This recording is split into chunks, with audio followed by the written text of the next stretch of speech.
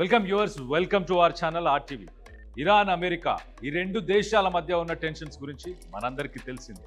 అయితే ఇప్పుడు అందరి మధ్యలో ఒకే ఒక ప్రశ్న, సీజ్ ఫైర్ కంటిన్యూ అవుతుందా లేక మళ్ళీ వార్ స్టార్ట్ అవుతుందా? అండ్ ఇరాన్లో పాకిస్తాన్ ఆర్మీ చీఫ్ ఆసిం మునీర్ ఏం చేస్తున్నాడు? ట్రంప్ పాకిస్తాన్ వస్తున్నాడా? Face to face Iran president పెజాష్కియన్తో మాట్లాడబోతున్నాడా? అందుకే ఆసిం మునీర్ అడ్డా సెట్ చేస్తున్నాడా? అసలు ఏం జరుగుతుంది? Watch in special focus. Iran America మధ్య కాల్పుల విరమణ ఒప్పందం డెడ్లైన్ దగ్గర పడుతుంది. అసలు పీస్ అగ్రిమెంట్ కుదురుతుందా లేదా అనే దానిపై ఫుల్ కన్ఫ్యూజన్ నడుస్తుంది. ఇరు పక్షాల నుంచి వస్తున్న కాంట్రడిక్టరీ స్టేట్మెంట్స్తో సిట్యువేషన్ ఎప్పుడు ఎలా మారుతుందో తెలియని డైలమా నెలకొంది. అసలు గ్రౌండ్ లెవెల్లో ఏం జరుగుతుంది? Let's find out. గత వారం ఇస్లామాబాద్లో జరిగిన పీస్ టాక్స్ అన్నీ పూర్తిగా ఫెయిల్ అయిపోయాయి. కానీ బుధవారం సడన్గా ఒక బిగ్ బ్రేక్ త్రూ కనిపించింది. వాషింగ్టన్ నుండి ఒక క్రూషియల్ మెసేజ్తో పాకిస్తాన్ డెలిగేషన్ టెహరాన్ చేరుకుంది. ఇది సెకండ్ రౌండ్ చర్చలకు సీన్ సెట్ చేస్తుంది. ఇక్కడ ఒక ఇంట్రెస్టింగ్ పాయింట్ ఉంది, డోంట్ మిస్. ఈ డెలిగేషన్కి leader Pakistan army chief Asim Munir. International డిప్లొమసీలో పాకిస్తాన్ ఆర్మీ రోల్ ఎంత పవర్ఫుల్ అనేది ఇది ప్రూవ్ చేస్తుంది. మాజీ మంత్రి ఫవాద్ చౌదరి అయితే ఏకంగా మునీర్ని పాకిస్తాన్ డిఫాక్టో లీడర్ అని పిలిచారు. మరి ఈ డిఫాక్టో లీడర్ తెచ్చిన అమెరికా మెసేజ్ ఏంటి? అది వర్కౌట్ అవుతుందా? అసలు ఈ డీల్ ఎందుకు లేట్ అవుతుంది? దీనికి ప్రధానంగా త్రీ స్టికింగ్ పాయింట్స్ ఉన్నాయి. న్యూక్లియర్ ప్రోగ్రామ్, ఇరాన్ అణు కార్యక్రమంపై అమెరికా ఆంక్షలు, అలాగే స్ట్రెయిట్ ఆఫ్ హార్మోజ్ ప్రపంచానికి చమురు రవాణాకు అత్యంత కీలకమైన ఈ జలసంధిపై కంట్రోల్, వార్ రిపరేషన్స్, యుద్ధ నష్టాలకి ఎవరు పరిహారం చెల్లించాలి?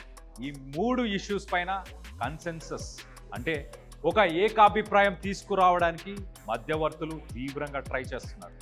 ఒక సీనియర్ అమెరికా అధికారి చెప్పిన దాని ప్రకారం డిస్కషన్స్ ఆన్ గోయింగ్, బట్ ఇంకా ఎలాంటి ఫైనల్ డెసిషన్ తీసుకోలేదని క్లారిటీగా తెలుస్తుంది. At the same time America president Donald Trump తన స్టైల్లో షాకింగ్ కామెంట్స్ చేశారు.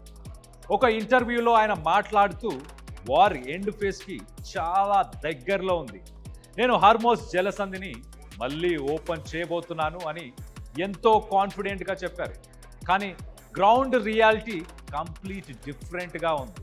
అందుకే ట్రంప్ ఇన్సైడ్లో ఒక యాంగిల్ చూపిస్తున్నాడు, సైలెంట్గా తన పవర్ ప్లేని చూపిస్తున్నాడు. ఆ ప్రాంతానికి ఏకంగా 10,000 మంది ఎక్స్ట్రా ట్రూప్స్ని డిప్లాయ్ చేస్తున్నాడు. ఇందులో ఆఫ్రికా మీదుగా వస్తున్న USS George HW bush air craft carrier strike group కూడా ఉంది. దీంట్లో అక్షరాల 6,000 మంది నేవీ సిబ్బంది ఉన్నారు. ఇది ఇరాన్కు అమెరికా ఇస్తున్న ఒక బిగ్ వార్నింగ్ లాంటిది. మరి ఇరాన్ ఊరుకుంటుందా?